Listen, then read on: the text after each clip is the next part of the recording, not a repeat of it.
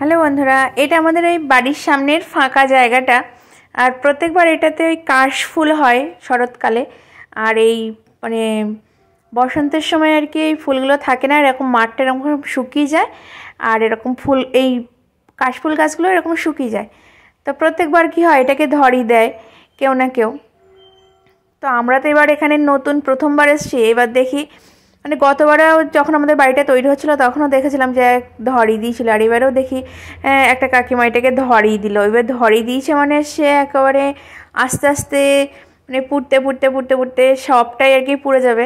তো এখন এই বিকেলবেলা ধরিয়ে দেওয়া হয়েছিল, মানে ওই কাকিমা ধরিয়ে দিয়েছিল। আর এখন দেখুন সন্ধে হয়ে গেছে আর আস্তে আস্তে কিন্তু পুড়ছে।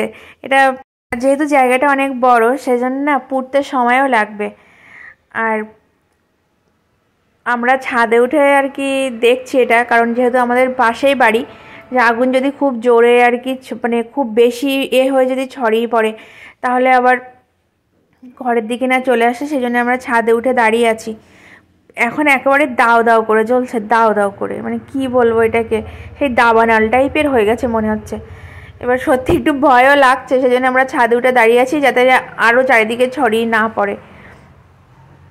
এবার যারা আর কি ধরিয়ে দিয়েছিল তারা তো সব বাড়ি চলে গেছে। এবার যেহেতু আমাদের বাড়ির পাশে সেজন্য আমাদের একটু খেয়াল রাখতে হচ্ছে। পুরো মাঠটাই আজকে পুড়ে যাবে মনে হচ্ছে দেখে, পুরো মাঠের ঘাসগুলো আর কি। ঘাস বলতে এগুলো সব ওই কাশফুল গাছ শুকনো, পুরো দাও দাও করে জ্বলছে। আমরা কিন্তু অনেকটা দূরে দাঁড়িয়ে আছি, তাও আমাদের গায়ে তাপ লাগছে, আগুনের তাপটা।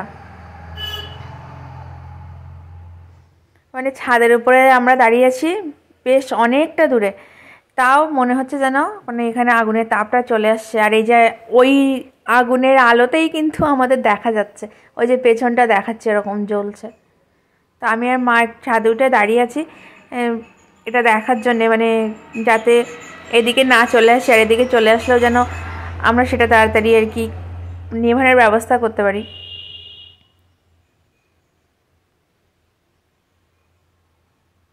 তো যাই হোক, আমরা আর কি এখন একটুখানি নিচে যাব, দেখছি একটু মানে আগুনটা একটু কমে এসেছে, সেই জন্য একটু নিচে যাব।